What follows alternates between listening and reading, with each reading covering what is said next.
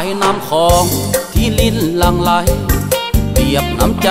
สายเลือดคนลาวดอกจำปามาลาบานขาวเตือนบอกกล่าวว่าเราเจริญเสียงเพลงดังแต่เหนือถึงใต้ลอกก้องไกลตามแถบสายภู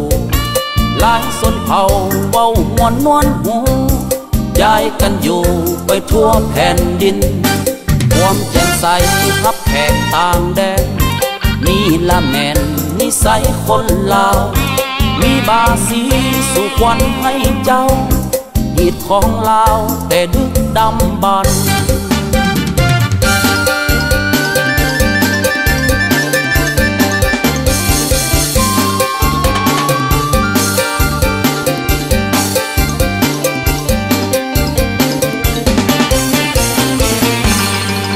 เมืองลาวมีเสียงแคน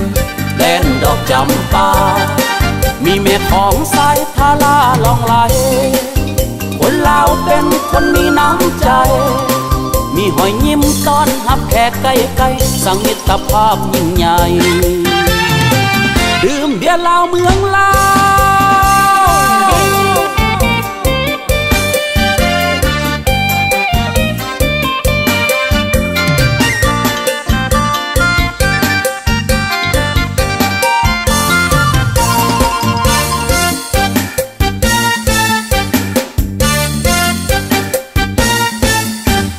สายน้ำของที่ลิ้นหลั่งไหล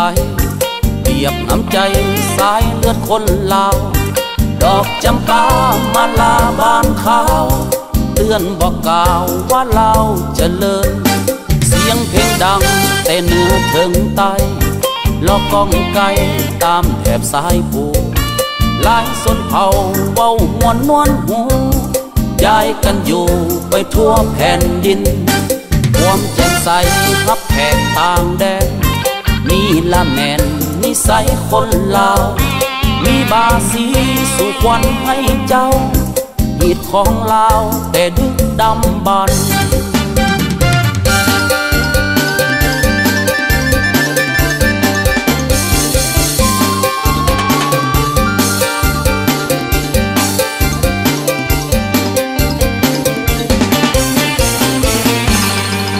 เมืองลาวมีเสียงแคนแดนดอกจำปามีเม็ดของสายทาราลองไหลคนลาวเป็นคนมีน้ำใจมีหอยยิ้มต้อนรับแขกไกลๆสังมิตรภาพยิ่งใหญ่ดื่มเบียร์ลาวเมืองลาว